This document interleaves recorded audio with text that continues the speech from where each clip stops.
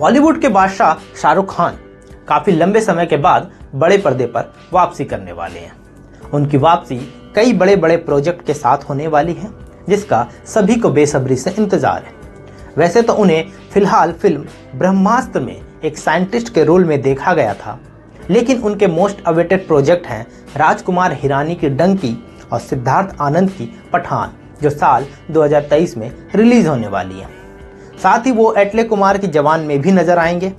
अब film box office पर कितनी कमाई करेगी वो तो रिलीज होने के बाद पता चलेगा, लेकिन फिलहाल खबर ये है कि इसने रिलीज से पहले ही 250 करोड़ रुपए कमा लिए। जी हाँ, खबरों की माने तो शाहरुख खान की जवान ने 250 करोड़ रुपए रिलीज से पहले ही कमा लिए। दरअसल इस मूवी के सैटेलाइट और स्ट्रीमिंग राइट बिक गए हैं। सैटेलाइट राइट्स जिसने खरीदा है वो अपने टीवी चैनल पर, और स्ट्रीमिंग राइट्स जिसने खरीदा है वो अपने OTT प्लेटफॉर्म पर शाहरुख खान की फिल्म को दिखा पाएगा। और ये सौभाग्य प्राप्त हुआ है ZTV और नेटफ्लिक्स को। आपको बता दें कि शाहरुख खान की जवान में थलपति विजय सेतुपति और नयनतारा नजर आएंगे।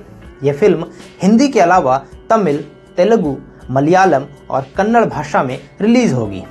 जून में एक और खबर आई थी कि नेटफ्लिक्स ने जवान के डिजिटल स्ट्रीमिंग राइट्स को 120 करोड़ रुपए में खरीदे हैं, लेकिन इस मामले में कोई आधिकारिक पुष्टि नहीं की गई थी। तो इस खबर में इतना ही।